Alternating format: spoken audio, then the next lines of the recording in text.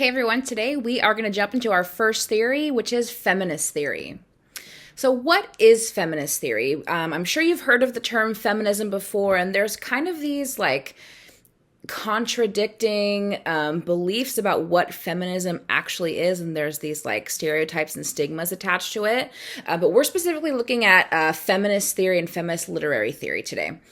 So, feminist theory is a critical approach that examines literature through the lens of feminist principles and ideologies. Okay, so we are using these principles and ideas that come from the concept of feminism and applying them critically when we read literature.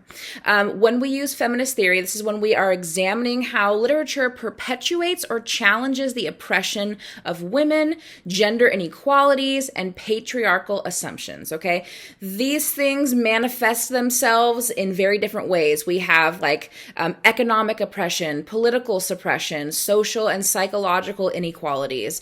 So lots of different stuff going on that we could apply feminist theory to. So let's go ahead and dive a little bit further.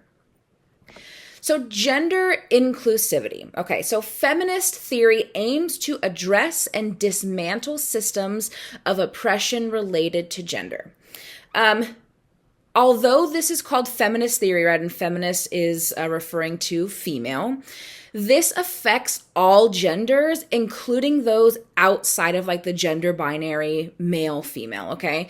Feminism or feminist theory, it affects women, men, non-binary, gender fluid. It affects everybody, okay? So the language that is used with feminist theory, it can often seem maybe less inclusive because the language is traditionally centered around the binary concepts of male and female. But please understand that the underlying principles support the rights and experiences of non-binary and gender non-conforming individuals. So this does not just apply to women. It does not just apply to women and men. It applies to everyone. So these are the key concepts we're going to talk about today. We're going to start with sexism, moving on to traditional gender roles, objectification, stereotyping, and power dynamics. So sexism. Sexism is the belief that one sex is inherently inferior to another for a multitude of reasons. So this isn't just the idea that specifically women are inferior to men. There can be sexist women who think that men are inferior to women, right? And I think I want to be careful with what I say, but I think that's where this negative idea of feminism comes in is a lot of the times it's portrayed that women want to be seen as better than men rather than just wanting to be treated equal.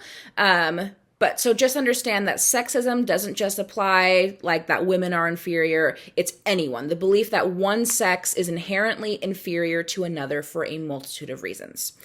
Sexism manifests in a ton of different ways. So sexist attitudes, actions, policies, institutional practices that perpetuate different gender inequalities, okay? Feminist theory challenges this by trying to illustrate how the inferior female position is culturally produced and not biologically, okay?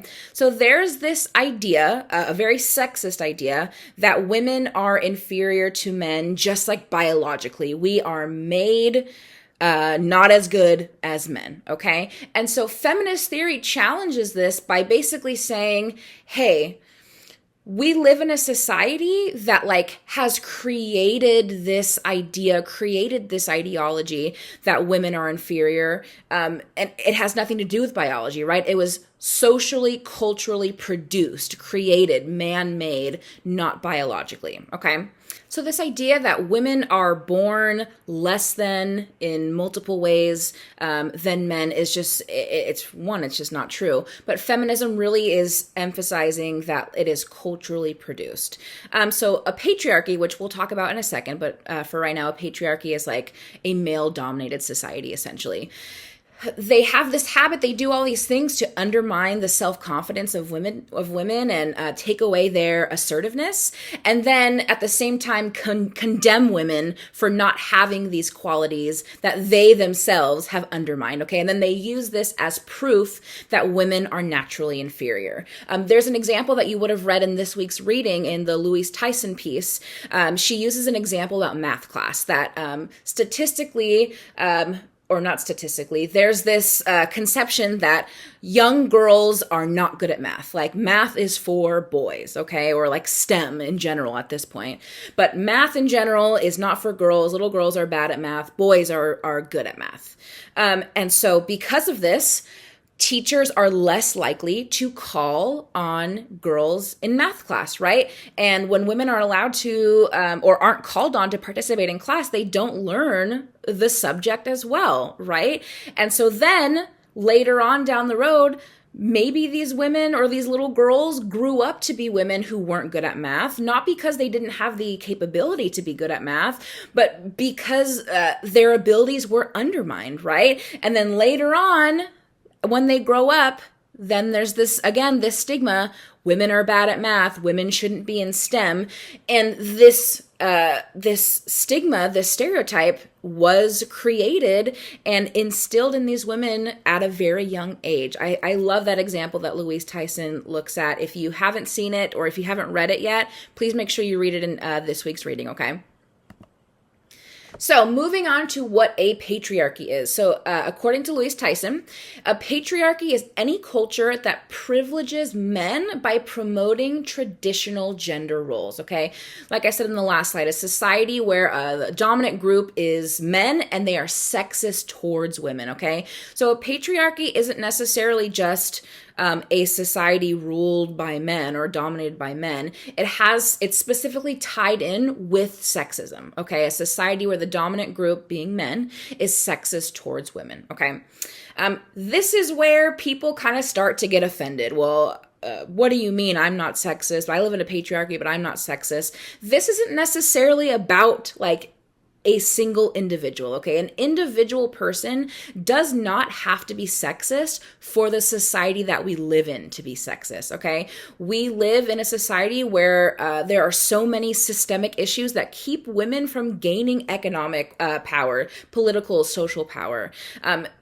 It wasn't even that long ago, like in our parents' lifetimes, that women weren't even allowed to open bank accounts. Like that wasn't that long ago.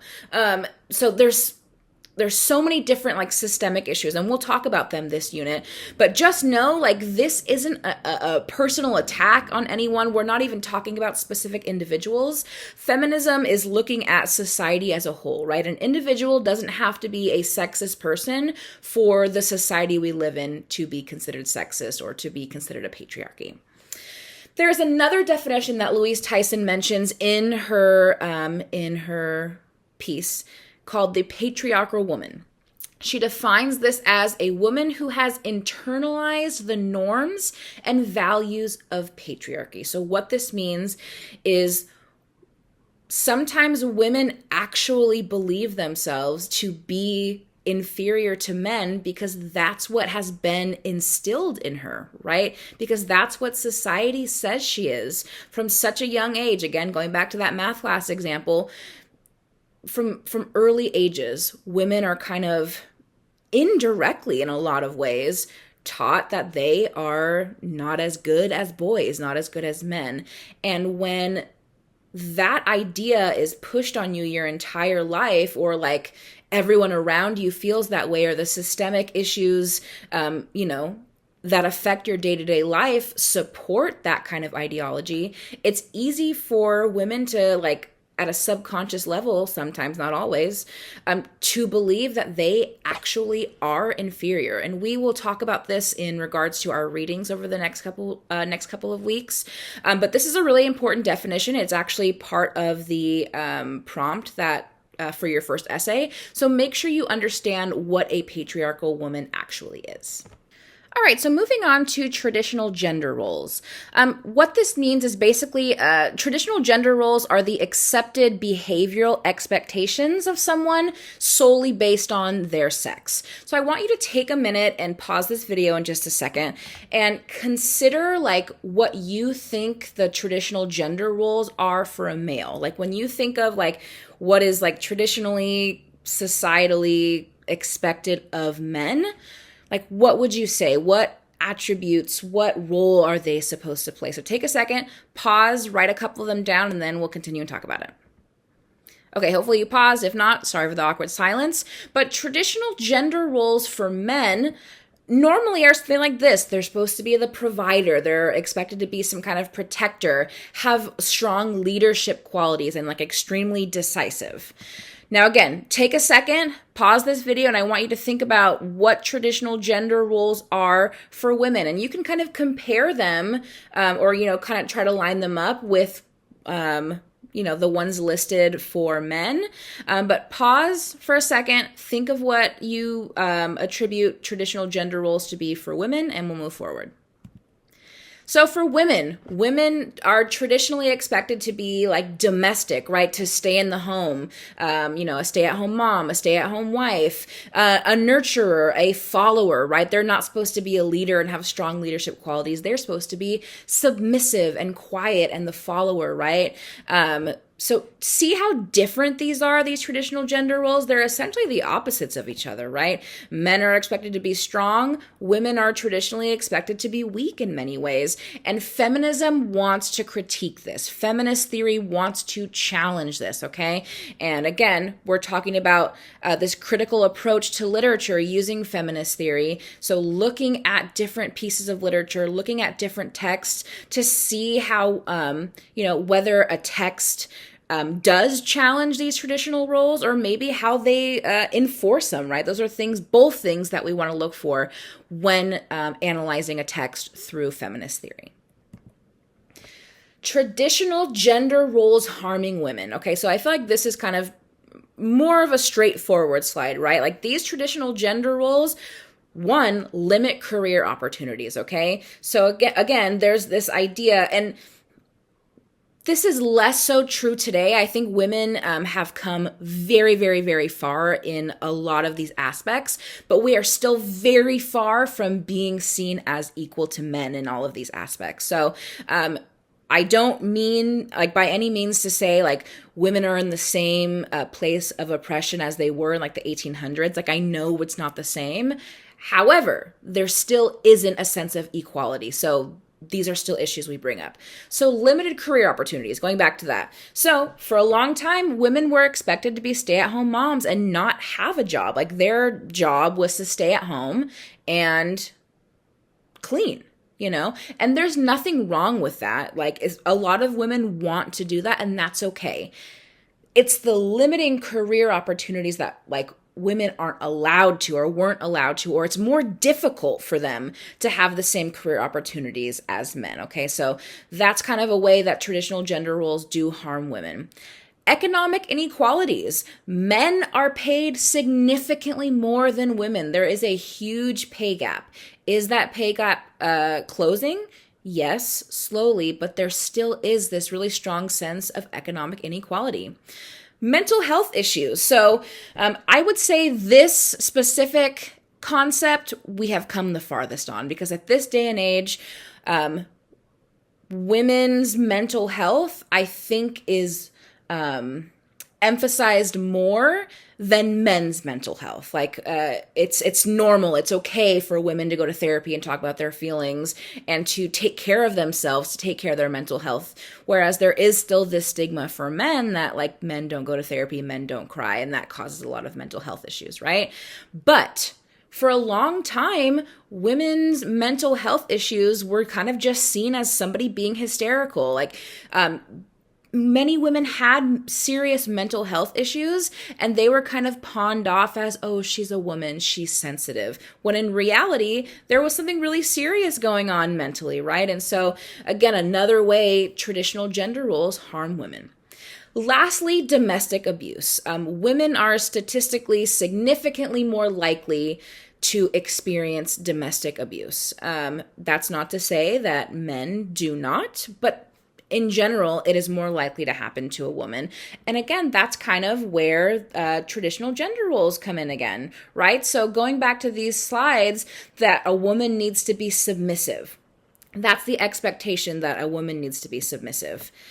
If a woman is not submissive, maybe she is a little more outspoken and steps out of her place, sometimes that causes domestic issues, right? And which leads to domestic abuse. So these are definitely not this is not a comprehensive list of the ways that traditional gender roles harm women, but these are just a few that are pretty significant and will definitely show up in the literature that we read. So traditional gender roles don't just harm women, they also harm men. And I think this is something that people don't often think about, because in a patriarchy, men do have privilege. And so we don't really think of the ways that traditional roles harm men. But there are many ways that they do. For example, promoting emotions as a weakness, right? Like I said earlier, it's seen as a weakness a lot of the time for men to cry, right? The only emotions that are regularly allowed for men to feel are anger or sexual desire. Anything outside of that is considered unmanly. And like we talked about, this leads to a lot of mental health issues. Men experience all of these same emotions that women do, but if they express it, it's seen as a weakness. And so when all of these different emotions are bottled up for a long time, it can end up causing a lot of issues. Traditional gender roles also label fear and sympathy as unmanly. If you are afraid of something, you're not a man. If you have sympathy or empathy or can feel for other people, that is often labeled as unmanly. And again, I just want to remind you, this might not be true for you individually, but it's true for a lot of the society that we live in, okay? And again, we are focusing on the systemic issue, society as a whole. So if you don't feel that way, that, men can't be scared or men can't feel sympathy, that's great. I'm glad you don't feel that way, because it's not true. But it still is this idea that's ingrained into our culture, into the world we live in. So it definitely still is a problem, whether or not it's an individual problem still. For men, there's also this increased pressure to succeed, right? They are expected to be the leader, to be the provider, right? Those are some of those traditional gender roles we talked about, we listed a couple slides ago. And so there is this extra pressure to succeed, to do well. And I think you can connect that back to mental health issues, right? If you don't succeed, you don't meet all of these exceedingly high expectations for you, that can lead to a lot of problems that harm men. These traditional gender roles also require compensation for any area lacking in manliness. So let's say, let's talk about the quality of being the provider, right? So if a man loses their job and they are no longer able to provide for their family, a lot of the times we see men fall into a deep depression. And it's often definitely in media, movies, television, that when men fall into this area, when they can't provide, they turn to alcohol, right? Extreme uses of alcohol turning into alcoholism, right? So because this pressure, this expectation for them to be a provider, they're not able to meet, for whatever reason, they start trying to compensate in other areas, right? So alcoholism, accelerated anger, really big anger issues, hyperactive sexual activity, men wanting to prove themselves. If they feel inferior or unmanly in any way, that's kind of where we get this stereotype of the alpha, right? Overly hyperactively sexual. So a lot of these reasons, all of these reasons, are just ways that traditional gender roles harm men.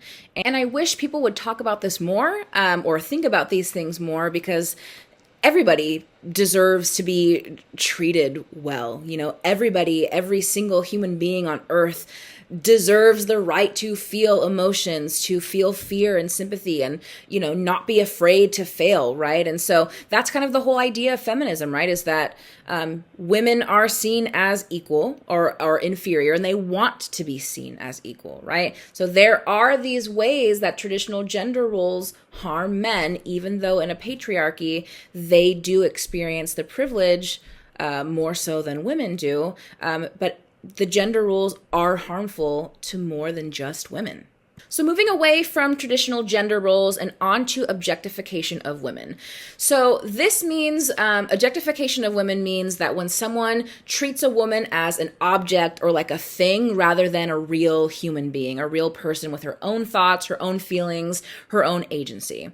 A lot of the times this involves focusing on a woman's like physical appearance or sexual attributes, ignoring her individuality and her humanity, essentially just reducing women to her body parts. When this happens, women are denied autonomy. Autonomy means like the right to self-govern, like the right to have control over their own body, okay? So catcalling, for example, like someone sees a woman across the street and is whistling at her, commenting on her body, things like that. The only thing this person is interested in is the woman as an object, her physical body parts. Like she's not being seen as a human being. She's only being reduced to her individual body parts. Okay, so that's kind of the idea of objectification of women. There's this idea called the cultural habit of seeing that Tyson talks about in her reading. She says that it's a way of looking at life that uses male experience as the standard by which the experience of both sexes is evaluated. So essentially, the default perspective is a male perspective, ignoring the female experience and perspective. This shows up in a couple different ways. Let's use the example of film, okay? So if the main character in a movie is a man, it's expected that a man or a woman could enjoy the movie. However, when the main character of the movie is a woman, more often than not, it's deemed as a chick flick, right? Because now the experience is the female experience. It's the female perspective, and that's not the standard, right? So women are expected to, be able to experience the perspective of men, no problem, but men won't do the other, right? If it's a chick flick, they don't want to watch it. But if a man is the main character, a woman is expected to watch it, no problem, because that's the standard experience. That's an example of the cultural habit of seeing. We also hear this pop up in reference to the male gaze, okay, which again is just like the further objectification. I'll use the example again in film.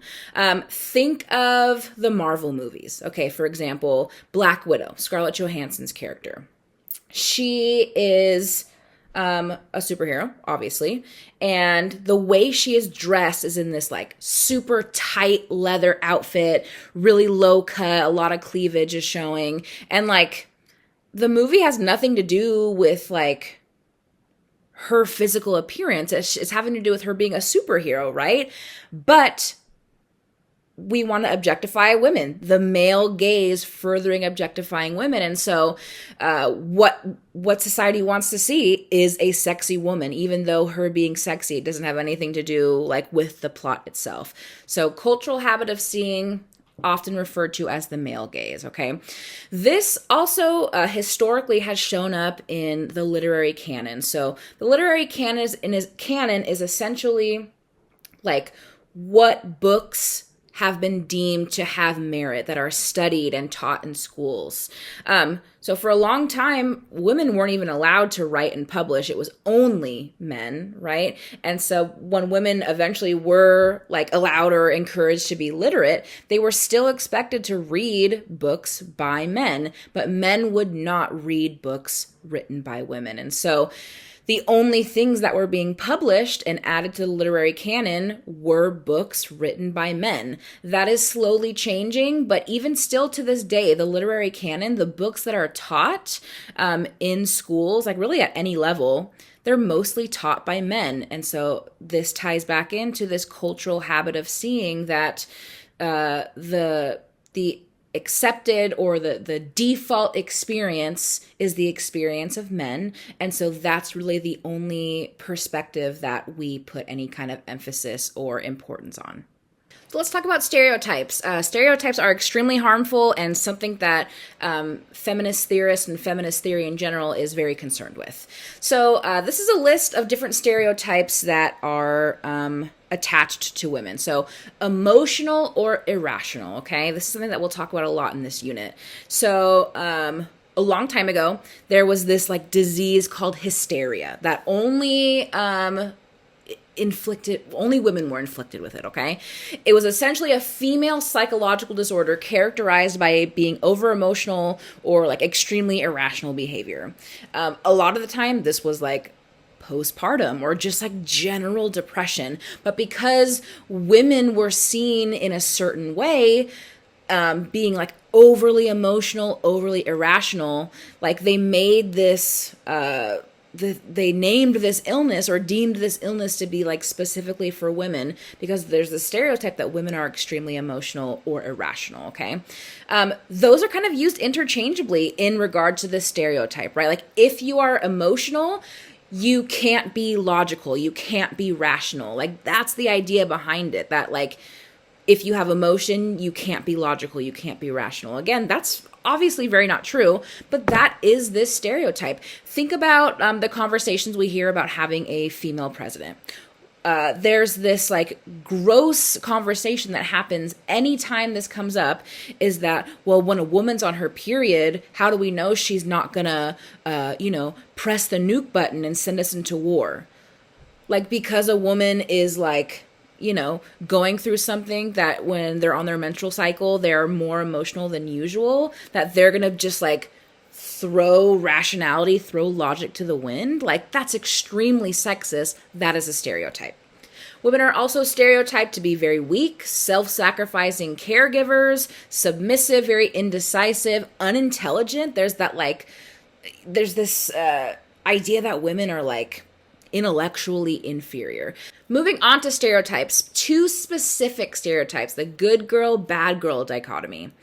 So this is a very simplistic and definitely harmful way of categorizing women based on their behavior, appearance, or like the way that they adhere to societal norms. So the good girl is somebody who is like obedient, modest, chaste, domestic, very gentle, very like soft-spoken, loving, whereas the bad girl is outspoken, speaks her mind, is provocative, maybe takes charge of her body, is sexually liberated, career-focused, right? Like wants a career outside of the home and has some confidence. In today's age, like obviously, hopefully a lot of people don't see those things as a bad thing, that like it's a bad thing if a woman is outspoken, it's a bad thing if a woman is confident, but there is still this dichotomy, this stereotype that exists. Like if a woman isn't gentle or submissive or seen as like virginal or angelic, she's seen as like a monster. It's kind of like the devil angel dichotomy, right? The good girl is the angel, the bad girl is the devil. So the good girl is somebody who adheres to all of the different traditional gender norms that, that women are subjected to. And the bad girl is somebody who goes against those traditional gender norms in one way or another. And so this is super important. We see this a lot in movies and TV shows, any kind of media, really. There's normally the good girl and there's normally the bad girl. If this is like a silly example, but in the Taylor Swift music video, You Belong With Me, she wears short skirts, I wear t-shirts. There's nothing wrong with wearing short skirts, right? But like that's seen as a negative. Like I'm really modest and chaste, whereas she is wearing a short skirt and showing her legs. And that's from a woman, right? So women can be sexist against women, absolutely 100%. And we will talk about that in this unit. But that's a good example of this good girl, bad girl dichotomy. If you've seen the music video, the good girl who wears t-shirts is like nerdy and wears glasses and is like very wholesome. And then the other girl has like long black hair and like, is very sexy or whatever. And that's deemed as bad. So this dichotomy, good girl, bad girl, shows up pretty frequently. Power dynamics. Okay, so this is one of the most important aspects of feminist theory, okay? We are looking at the ways in which power is distributed and exercised between genders, okay? Feminist literary theory highlights the different power inequalities between men and women in a text, okay? This isn't always just men and women in a text, though. Sometimes there are different power dynamics between two women, but most of the time we're going to be focusing on power dynamics or power inequalities between a man and a woman. So again, a patriarchy is a society that is dominated by men, where men experience some kind of privilege and are sexist towards women. Okay, so in a patriarchy, men hold the power, women do not, and that's something that we want to explore in literature. These unequal power dynamics. And these are often illustrated. It's illustrated in a lot of different ways, but a common trope is like power dynamics between a husband and wife or a father and daughter relationship, but definitely not solely exclusive to those relationships. But we want to look at, when we're studying literature using feminist theory, things that we want to ask ourselves is, does this text reinforce like an inequity in power between men and women, or is it challenging it? Like, are we critiquing the author for writing a piece that does reinforce this, or are we celebrating the author because they're challenging it or questioning it? These are all things that we want to ask. So power dynamics is going to show up very frequently, something that we're going to talk about a lot. So we've come to the end. As a summary, feminist theory is an analytical approach that examines literature through the lens of gender, focusing on how texts reflect, reinforce, or challenge societal norms and power structures related to gender. It seeks to uncover the ways in which literature perpetuates gender inequalities and stereotypes, as well as how it can serve as a site of resistance and empowerment for women and other marginalized genders. It also focuses on the representation of gender roles, the distribution of power among, and the presence or absence of female voices and perspectives. So a lot was just thrown at you. I know this was kind of a long lecture, but we're going to be using this theory for the next couple weeks. So it's important that you go through this video, take notes, whatever you need, really absorb the information, and we will apply all of these concepts of this theory to literature, and we'll really dive in and try to pull out all these aspects. I'll see you guys next time.